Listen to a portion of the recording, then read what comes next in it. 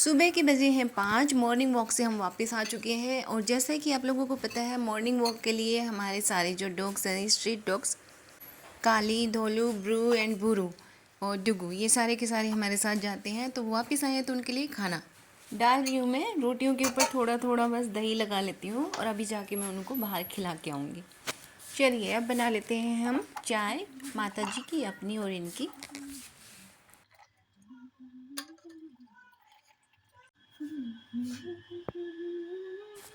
छुटकी आ गई है तो इसका खाना और अपनी चाय लेके हम चलते हैं ऊपर। ऊपर रोज का काम है, मोटर चला दी है, टंकी भरी है, तो तब तक हम अपनी चाय पियेंगे, पौधों में पानी देंगे, छुटकी के साथ थोड़ा सा खेलेंगे। अभी मौसम में बदलाव हो रहा है तो काफ़ी अंधेरा सा रहता है। और ये देखिए छुटकी ने कैसे अपने टॉयज़ फैला रखे हैं। ये सारे जितने भी हैं उनसे खेलती है ये। आगे हमारे शेर खान जी। चलो,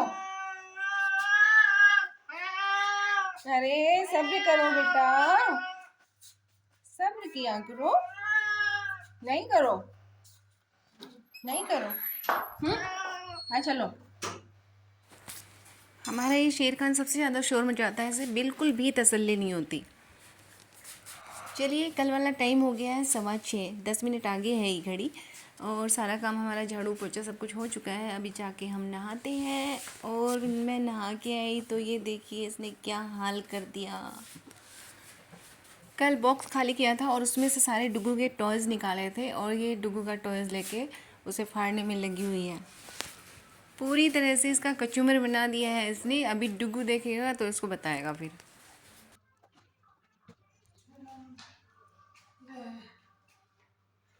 पूरा शैतान तूने क्या करे उसे। अरे यार तो बड़ी शैतान है तू। मैंने तेरा खिलौना पाड़ दिया सारा देख।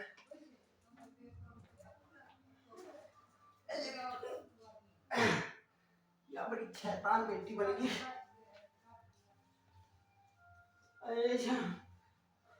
हरे रामा, अरे डुगू इसकी पिटाई करते हैं। और डुगू, अरे डुगू तूने पाड़ दिया। डुगू तू भी पाड़ेगा। तू तो गंदा थोड़ी है, ये तो गंदी है, ये गंदी है। इसकी पिटाई करो, पिटाई, ये पिटाई करो। आज फिर हमारे श्राद्ध है, हमारी चाची जी का और चाची जी की सासू माँ का। तो मैंने जल्दी से उनकी थाली तैयार करके दे दी है और ये देने जा रहे हैं। जैसा कि आप सबको पता है, आज है ट्यूसडे और ट्यूसडे को हमारे घर में चूरमे का भोग लगता है हनुमान जी को। तो आइए आज मैं बताती हूँ कि मैं चूरमा कैसे बनाती हूँ। जल्दी से हम एक गरम रोटी लेंगे, उसे रोल करेंगे और फिर बेलन से इसे प्रेस कर देंगे। इस तरह से रोल करना है और फिर बेलन से प्रेस कर देना है। रोटी गर्म होती है, बेलन पे थोड़ा दबाव डालेंगे तो ये बिल्कुल से सॉफ्ट हो जाएगी और चूरमा बनाने में बिल्कुल जोर नहीं पड़ेगा।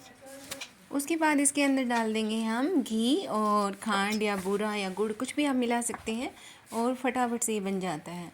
ये हमारा भोग का चूरमा बन गया है। और इसकी सबसे बड़ी खासियत ये होती है कि गर्म ही होता है। तो अभी मैं प्रेस करने लगी हूँ क्योंकि अभी मैंने एक ड्रेस पे तो की थी जो वो पहन के गए हैं, तो मैंने सोचा लगे हाथ अभी 2-3 ड्रेस और कर देती हूँ ताकि दिन का काम मेरा ख़त्म हो जाए। कोई ज़रूरी नहीं हो कि हाँ मुझे अब प्रेस करनी ही करनी है। और वैसे भी लाइट का कोई भरोसा नहीं रहता। प्रेस करते करते कुछ बातें मुझे ध्यान आई कि वैसे भी होता है ना, जब हम लगातार कोई काम कर रहे हैं तो माइंड में कुछ ना कुछ चलता रहता है। और अचानक से मुझे कुछ याद आया।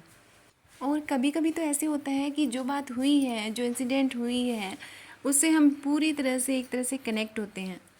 और जब वो बात हमारे सामने एकदम से आती है तो सारा ये लगा लो कि जो हमारी भूली बिसरी यादें होती हैं वो बिल्कुल एक मूवी की तरह चलने लगती हैं। लेकिन हैरानी ये होती है कि 27-28 साल पहले जो बात हुई थी, आज के टाइम में भी वही चीज़ें अब तक चल रही हैं। लोगों की मानसिकता, मतलब उसमें कोई बदलाव नहीं हो पा रहा। तो किसी के घर गए थे हम और उनके घर में 2 बहुएं थी। तो एक के बारे में बोला गया कि वो जॉब करती है और दूसरे के बारे में पूछा तो उन्होंने बोला कि वो कुछ नहीं करती, घर पे ही रहती है। तो घर पे रहना और कुछ ना करना, दोनों बातें अलग अलग होती हैं। जो ये चीज़ सुन चुका है, रिलेट करता है, वो इस चीज़ को समझ सकता है कि सुनने वाले को जिसके बारे में कहा गया है उसे कैसा फील होता होगा। क्योंकि पता है जो जॉब करती हैं जब वो जॉब करके आती है तो उसे फिर भी थोड़ा सा बोला जाता है कि ये ड्यूटी करके आई है, चल तू आराम कर ले। लेकिन जो घर में सुबह 4 बजे से और रात के 11 बजे तक लगातार काम करती रहती है, उसको कभी नहीं कहा जाता कि चल तू आराम कर ले, चल तू खाना खा ले, काम को छोड़ दे। और वो तो चलो कोई बात नहीं, लेकिन हम ये कैसे कह सकते हैं कि वो कुछ नहीं करती? यदि वो कुछ नहीं करती तो क्या खाना अपने आप बन जाता है? सुबह की चाय, गर्म पानी, सब कुछ आपको अपने आप मिल जाता है? आपके कपड़े अपने आप प्रेस हो जाते हैं? बच्चों को अपने आप मतलब सब कुछ हो जाता है, नहलाना धुलाना, उन्हें स्कूल भेजना, उनका लंच पैक करना, वापस आ जाए तो उनका होमवर्क करवाना। ये लगा लो कि जॉब करने वाली तो खाली एक ड्यूटी कर रही है, लेकिन जो घर में रहती है वो, अगर आप बीमार पड़ते हो तो एक नर्स बन जाती है, बच्चों का होमवर्क करवाती है तो वो टीचर बन जाती है, आपके लिए खाना बनाती है तो वो एक कुक का काम करती है, झाड़ू पोछा बर्तन करती है तो एक मेड का काम करती है, आपके छोटे बच्चों को संभालती है तो वो एक आया की तरह संभालती है। और भी ना जाने कितने काम होते हैं। बिना किसी स्वार्थ के आपके माँ बाप की सेवा करती है। सोच के देखें तो आपने उसके माँ बाप के लिए क्या किया है? मेरे ख्याल से कभी फ़ोन आ जाए तो बात करने से भी कतराते हैं, तो उनकी सेवा का तो सवाल ही नहीं उठता। सेवा तो करनी दूर की बात है। इवन दैट अगर उसके पेरेंट्स बीमार हो जाए तो उसे जल्दी से घर जाने की परमिशन भी नहीं मिलती, क्योंकि अगर वो चली गई तो बाकी ये सारे जो काम वो करती है वो कौन करेगा? और कभी कभी तो इतना दबाव होता है कि बच्चा जब छोटा होता है तो उसे दूध तक पिलाने का टाइम नहीं लगता। थोड़ा बैठने की सोचे तो भी मतलब कोई ना कोई टोक देता है कि अभी ये काम बाकी है।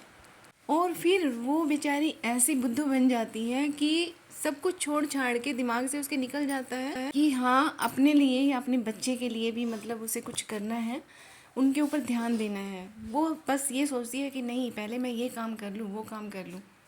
खाना खाने तक की भी फुर्सत नहीं मिलती कई बार तो, कि हाँ अभी बस ये काम करके खाऊंगी, ये काम करके खाऊंगी, और वो काम कभी ख़त्म ही नहीं होता। इतना सब कुछ होने के बावजूद उसे सुनने को क्या मिलता है कि वो कुछ नहीं करती। और उसके दिमाग में ये बात पूरी तरह से बिठा दी जाती है कि वो कुछ नहीं करती। नेक्स्ट टाइम जब उससे पूछा जाता है ना कि आप क्या करते हो, उसके मुंह से सीधा निकलता है कि कुछ नहीं करती। जबकि देखा जाए तो उसने पूरे आपके घर को, आपके परिवार को संभाल के रखा हुआ है, लेकिन उसकी कोई वैल्यू नहीं है, सिर्फ यही बस कुछ नहीं करती।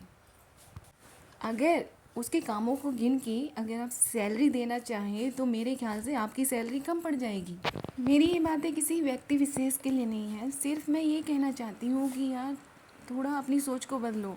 घर में जो रहती है ना वो गृह लक्ष्मी कहलाती है, तो उसकी वैल्यू करना सीखें। आज के टाइम में भी कुछ लोगों की सोच ऐसी है कि अपने आप पर शर्म आने लगती है कि एजुकेटेड कहलाते हैं, या तो ये एजुकेशन, शिक्षित होने का मतलब ही नहीं समझते।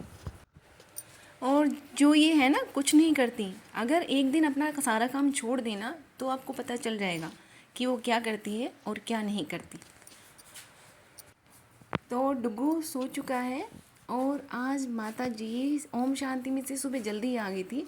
दाल चढ़ाने का उन्होंने इंतज़ार भी नहीं किया और बोली बस मुझे दही रोटी खानी है। तो आज बना था चूरमा और उनके लिए फिर मैं दे के आ रही हूँ उनको दही चूरमा। तो उनको खाना देने के बाद मेरा अगला काम है, ये कल रात को मेरे अंगूठे पे लगने के बाद मैंने सारा काम छोड़ दिया था और आप देख सकते हैं कितना बिखरा हुआ है। वो बॉक्स खाली किया था, उसमें से निकला था, और मेरे अंगूठे का हाल तो कह रहे हैं यार अभी रेस्ट कर ले, लेकिन काम तो मुझे करना पड़ेगा क्योंकि पूरा घर बिखरा हुआ है। आप देख सकते हैं पूरा मेरा नेल उखड़ गया है। कल रात को जैसे ही इस पर प्रेस हो रहा था चलते टाइम, वैसे इसमें से खून की धार निकल रही थी। तो वो खून जो साइड में सूख गया था वो मैंने उतार दिया और ये मेरा नाखून बिल्कुल उतरने को हो गया है। मेरे ख्याल से ये जड़ से ख़त्म हो गया, बस कैप सी उतर जाएगी। तो काम शुरू करने से पहले आज मेरा है फास्ट, तो अच्छी सी एक कड़क चाय बनाते हैं, अदरक इलायची वगैरह सब डाल के, ताकि कुछ एनर्जी आए और मैं अपना काम स्टार्ट करूं। तो आइए मिलके चाय पी लेते हैं, उसके बाद अपने काम पे लगते हैं, क्योंकि काम कुछ ऐसा है कि ऊपर नीचे चक्कर लगेंगे। हमारा दूसरा जो बॉक्स है वो ऊपर रखा हुआ है और मुझे ये सारा सामान ऊपर रखना है। अब बस मुझे अपने खाली अंगूठे का डर है कि इसमें कोई दिक्कत ना हो और किसी तरह मेरा ये सारा काम निमट जाए। चाय काफ़ी टेस्टी बनी है।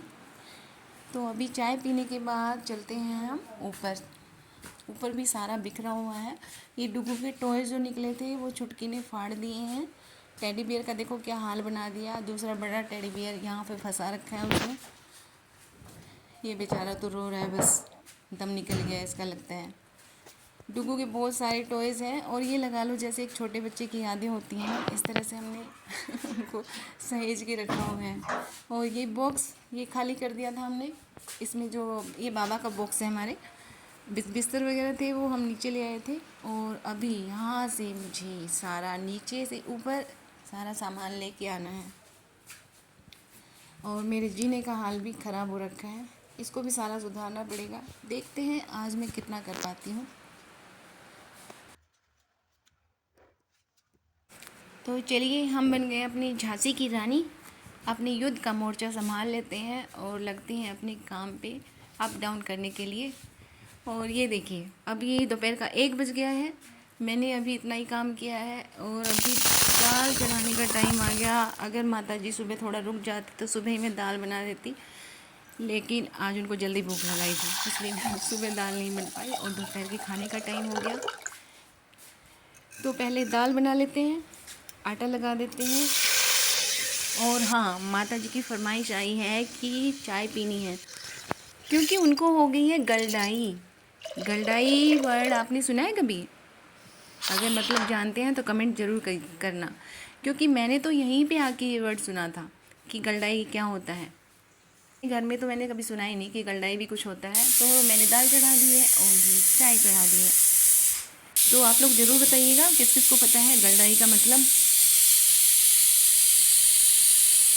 अभी माता जी को दे के आते हैं हम चाय गर्मा गर्म।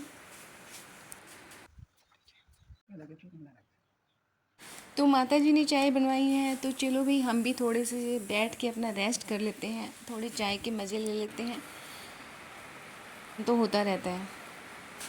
अरे हाँ, काम काम के चक्कर में मैं ये बताना भूल गई कि मेरे अंगूठे पे लगी कैसे। ये देखिए मेरे अंगूठे का कल था हाल, इतना गंदा सा हो रहा था, इसमें बुरी तरह से खून निकल रहा था। और हुआ ये कि हमने ये बॉक्स उस रूम से बाहर निकाला था और इस बॉक्स को खिसकाते टाइम बस ये बॉक्स इस ढंग से टकराया कि मेरे दोनों अंगूठे, हालांकि पहले भी घायल हो चुके हैं इसी तरह से। पता नहीं मेरे अंगूठों को क्या श्राप मिला हुआ है।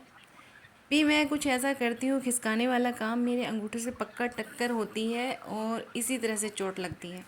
तो ये कोई नई बात नहीं थी मेरे लिए, इसलिए मैंने तो ये सोचा चलो मौके का फ़ायदा उठा लेते हैं। अगर बॉक्स निकला है तो पंखे को भी साफ़ कर लेते हैं, वरना फिर टेबल रखनी पड़ेगी, उसके ऊपर मुड्डी रखनी पड़ेगी। तो अपने दर्द को भूलते हुए मैंने इस मौके का फ़ायदा उठाया और जो भी पंखे थे वो क्लीन कर दिए। कहते हैं ना कि दर्द को जितना आप पकड़ के बैठोगे ना आप, वो दर्द उतना ज़्यादा आपको महसूस होता जाएगा। हाई दर्द करोगे, रोओगे, उतना ही और ज़्यादा तकलीफ़ होती जाएगी आपको। तो अच्छा है उस दर्द को ही तकलीफ़ दे दें, हम उसे दिखा दें यार हम कितने ब्रेव हैं। और ये देखिए मेरा पंखा चमक गया है। ये ऊपर वाला बॉक्स खाली किया था, इसमें कपड़ों के साथ साथ डुगू के टॉयज़ भरे हुए थे। और ये देखिए महारानी जी पूरे टेडी के ऊपर आराम से बैठी हुई है, जैसे बड़े मज़े आ रहे हैं, सारे टॉयज़ मेरे हैं इस तरह से कह रही हो। और ये डुगू का कैटरपिलर है। जब डुगू छोटा सा था ना तो इसके पास बहुत सारे टॉयज़ थे और फिर ये सारे हमने संभाल के बॉक्स में डाल दिए थे। आज डुगू इनको देख के बहुत ही खुश है, हालांकि अभी खेलेगा तो मेरे ख्याल से फाड़ देगा। और उससे पहले छुटकी कह रही है कि सारे टॉयज़ मेरे हैं, इस तरह से बैठी है जैसे उसने पूरे टॉयज़ पे कब्जा जमा रखा है कि बस मैं किसी को नहीं दूँगी। और ये हमने बॉक्स में से सारे बिस्तर निकाले थे तो इनको धूप लगा दी है। तो आज के लिए इतना ही। अभी उनके आने का टाइम हो रहा है, उनको खाना देके फिर तीसरी चाय का टाइम हो जाएगा। और अभी जो बिखरा हुआ काम है उसको समेटती हूँ। मिलती हूँ कल। Tata bye bye. खुश रहिए, स्वस्थ रहिए, हंसते रहिए, मुस्कुराते रहिए, गुनगुनाते रहिए।